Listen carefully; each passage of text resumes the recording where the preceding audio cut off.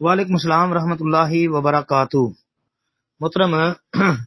لکھتے ہیں جی، سوال ہے کہ مسجدوں میں نماز کے بعد جب دعا کی جاتی ہے تو جمع کا صیغہ استعمال کرتے ہیں یا نماز وتر میں اس طرح کرتے ہیں؟ وضاحت بتائیں، کیا یہ صحیح ہے؟ اچھا جی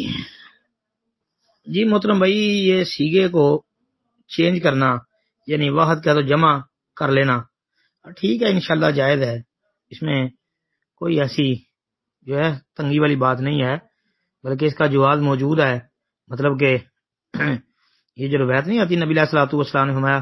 کوئی آدمی بھی لوگوں کو نماز پڑھاتے وقت ان کے علاوہ صرف اپنے لیے دعا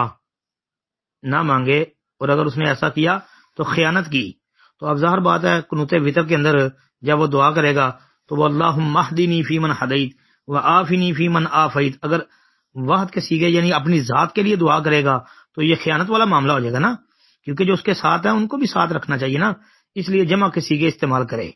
اللہم اہدنا فیمن ہدیت، یعنی کہ اللہ ہم سب کو ہدایت نصیب فرما، تو سب کے لیے جمع کا صیغہ، تو صیغہ بدل لیا ہے، کوئی حرج والی بات نہیں ہے، جائز اور درست ہے۔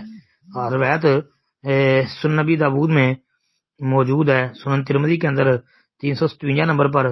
اور ابن ماجہ میں بھی آتی ہے، حسن درجے کی حدیث ہے انشاءاللہ، ابو داود میں 90 نمبر پر دیکھ لیں۔ پھر نبی علیہ الصلوۃ والسلام کی وہ بھی کہ جو تشہد میں دعا کے متعلق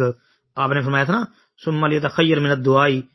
اعجبہ الیہ فیدعو، یہ بعض روایتوں میں آتا ثم لیتخیر من الدعاء ما اعجبہ الیہ فیدعو، پھر جو دعا بھی پسند ہو تو وہ مانگے۔ یہ بخاری شریف کی روایت ہے، مطلب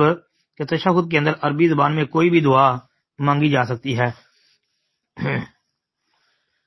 جس طرح کہ دیکھیں نا وہ صحابہ نے کیا کیا تھا کہ السلام علیکہ ایہا النبی کے صیغے کو عبداللہ ابن مسعود رضی اللہ عنہ بار صحابہ نے السلام علی النبی سے بدل دیا تھا،